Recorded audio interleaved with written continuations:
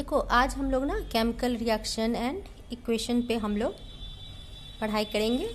तो इस लेसन में हम लोग बताएंगे कि कैसे रिएक्टेंट्स मिलकर के प्रोडक्ट बनाते हैं और फिर उसमें क्या इक्वेशंस होता है। तो एक एक्सपेरिमेंट है, देख लो फिगर 1.1 तुम्हारे एनसीईआरटी बुक में।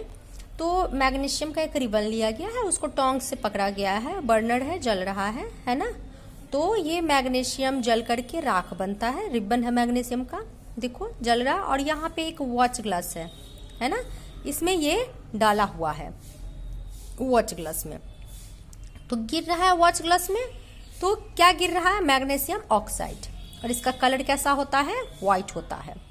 इसका मतलब मैग्नीशियम ने रिएक्शन किया ऑक्सीजन के साथ और क्या बना? क्या बना? मैग्नीशियम ऑक्साइड बना। रिएक्शन किया तो क्या बना? मैग्नीशियम ऑक्साइड बना। यानी कि जब भी मैग्नीशियम जलेगा ऑक्सीजन के प्रेजेंस में तो क्या बनेगा? मैग्नीशियम ऑक्साइड बनेगा। ठीक है, तो यहाँ मैग्नीशियम और ऑक्सीजन रिएक्टेंट हुए और मैग्नीशियम ऑक्साइड क्या हो गया? प्रोडक्ट हो गया, है ना। मैग्नीशियम ऑक्साइड क्या हो गया? प्रोडक्ट हो गया।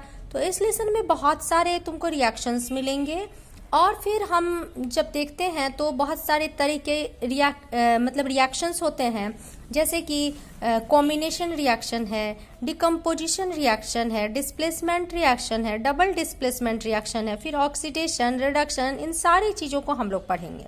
ठीक है, इसके टॉपिक्स में हम लोग रेंसिडिटी बताएंगे, कोरोजन बताएंगे, बहुत सारा चीज़ है जो हम बताएंगे। तो हम लोग चलते हैं, तो कॉम्बिनेशंस रिएक्शंस में हम लोग देखते हैं। ठीक है, ये इक्वेशन हम बैलेंस करना भी बताएंगे, बैलेंस कैसे किया जाता है। अभी अगर हम बात करेंगे कॉम्बिनेशन रिएक्शन की, ठीक है, तो देखो टाइप्स ऑफ केमिकल रिएक्शन में हमने बोला है ना कॉम्बिनेशन रिएक्शन। तो यहाँ देखो, आप देखो दो रिएक्टेंट है, कंबाइन किया, क्या बना? एक प्रोडक्ट बना और हीट निकला। This is exothermic reaction. The reaction in which heat is release is called exothermic reaction. तो कॉम्बिनेशन रिएक्शंस जितने भी होते हैं सब एक्सोथर्मिक रिएक्शंस है। जब दो रिएक्टेंट क्या होता है? कंबाइन करता है तो एक प्रोडक्ट बनता है और एनॉर्मस अमाउंट ऑफ क्या होता है? हीट रिलीज होता है। यहाँ देख लो, ये क्विकलैम है, the formula of quicklime is CaO, calcium oxide. ये क्या किया है? वाटर से रिएक्ट किया है, देख लो यहाँ पे, और क्या बना? CaOH whole twice slaked lime और प्लस हीट निकला। ठीक है, तो थोड़ा सा जब तुम इसको छुओगे ना, इसमें रिएक्शन होता है तो थोड़ा सा क्या होता है? गर्म जैसा फील होता है क्योंकि हीट निकलता है। तो ये क्या है? कॉम्बाइन किया है रिएक्शन और एनॉर्मस अमाउंट ऑफ क्या हुआ? हीट निकला। ठीक है, अभी देख लो, ये जो CaOH होल ट्वाइस है और इसको अगर CO2 से फिर कंबाइन करवाते हैं तो क्या बनता है जी? कैल्शियम कार्बोनेट बनता है और फिर क्या निकलता है? बोलो, H2O निकलता है। क्या निकलता है? H2O निकलता है। ठीक है, तो ये तुम ना अपने डेली लाइफ में तुम लोग देखे होगे, ये जो हम लोग व्हाइट वॉश करवाते हैं ना, तो पहले क्या होता है कि चूना आता है मार्केट से, उसमें पानी मिलाता है, देखोगे हीट जैसा निकलता है जो हमने यहाँ पे तुमको दिखाया है ना। और उसका घोल बनाया, थोड़ा हीट जैसा निकला, अब उसको क्या करता है? व्हाइट वॉश करता है, घर को करता है ना। तो व्हाइट वॉश जो करता है तो देखते हैं हम लोग कि एक दिन ना वो चमकता हुआ नहीं दिखाई देता है और व्हाइट वॉश करके चला जाता है, फिर दूसरे दिन से उस पर चमक आता है। ऐसा क्यों होता है? तो देखो, हमने CaOH होल ट्वाइस से तो उसको कर दिया था, व्हाइट वॉश कर दिया था, ठीक है, हो गया था यहाँ पे पानी घोल करके और ये बना था CaOH होल ट्वाइस। लेकिन ये जो एनवायरमेंट से जब CO2 लेगा तभी जाकर के क्या बनता है? ये कैल्शियम कार्बोनेट बनता है। और यही कैल्शियम कार्बोनेट जो होता है, ये मार्बल का फॉर्मूला है ना, तो इसमें चमक होता है, इसमें क्या होता है? चमक होता है। इसीलिए व्हाइट वॉश कर दिया, जब तक वो CO2 एनवायरमेंट से नहीं लिया, रिएक्शन नहीं किया, ये CaCO3 नहीं बना, और नहीं बना CaCO3 तो क्या हो गया? चमक नहीं आया।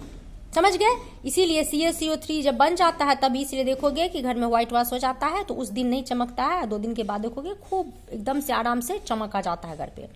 ठीक है, अब देखो बर्निंग ऑफ कोल है, C+O2 क्या बना? CO2। सब तुम्हारा क्या है? Combination reaction. देखो H2+O2 H2O कॉम्बिनेशन रिएक्शन। देखो यहाँ पे भी देख लो, नेचुरल गैस है, CH4 मीथेन है, और देखो O2 से रिएक्ट किया, CO2 H2O। ठीक है, तो this all are exothermic reaction because heat is released in this reaction. The reaction in which large amount of heat is released is called exothermic reaction. ठीक है, अब देख लो यहाँ पे ये रेस्पिरेशन का है, जो साइंस में पढ़े होगे या फिर नहीं तो हम जब पढ़ाएंगे तो रेस्पिरेशन में भी हम डालेंगे कि कैसे कैसे डाइजेशन होता है, फूड बनता है। और उसके बाद हमने कल बोला भी था एक वीडियो में कि लास्ट में एंड प्रोडक्ट क्या बनता है, ग्लूकोज बनता है। तो अब ग्लूकोज क्या होता है, रेस्पिरेशन में ऑक्सीजन से कंबाइन करता है और क्या बनता है, CO2 + H2 और एनर्जी निकलता है। ठीक है, तो ये भी क्या हो गया, एक्सोथर्मिक रिएक्शन। ठीक है, अब जो सब्जियां हैं घर में ना सड़ जाते हैं तो देखोगे हीट जैसा निकलता रहता है।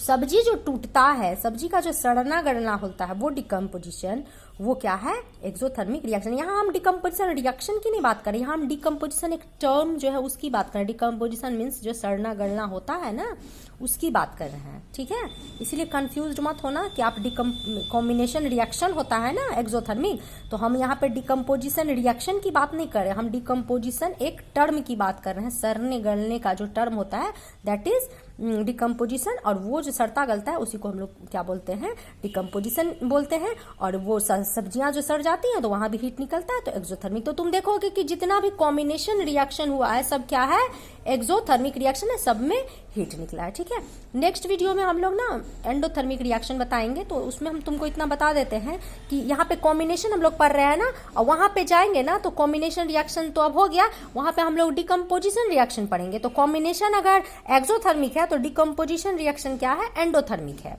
ठीक है, कोई भी चीज को तोड़ने के लिए, डिकम्पोजिशन मींस टूटना होता है, तोड़ने के लिए हीट की जरूरत होती है, तो हीट जब उसमें देंगे तो वो एंडोथर्मिक। तो जो रिएक्शन में हीट लेगा उसको हम लोग क्या बोलते हैं, एंडोथर्मिक रिएक्शन, और जो देगा उसको एक्सोथर्मिक। तो यहाँ तो देखो सबको तो दे रहा है ना, सब में देखो हीट रिलीज हो रहा है। ठीक है, तो ये क्या हो गया तुम्हारा, यहाँ एनर्जी हो गया रिलीज, तो क्या हो गया, ये एक्सोथर्मिक है। तो नेक्स्ट टॉपिक में हम लोग कॉम्बिनेशन रिएक्शन तो हम लोगों ने पढ़ लिया है, नेक्स्ट टॉपिक में हम लोग डिकम्पोजिशन रिएक्शंस पढ़ेंगे और फिर उसी को हम लोग डिफाइन करेंगे कि डिकम्पोजिशन रिएक्शंस जो है वो एंडोथर्मिक रिएक्शन है, और कॉम्बिनेशन क्या हो गया, कॉम्बिनेशन रिएक्शन एक्सोथर्मिक हो गया, और डिकम्पोजिशन रिएक्शन क्या हो जाएगा, एंडोथर्मिक होगा। ठीक है।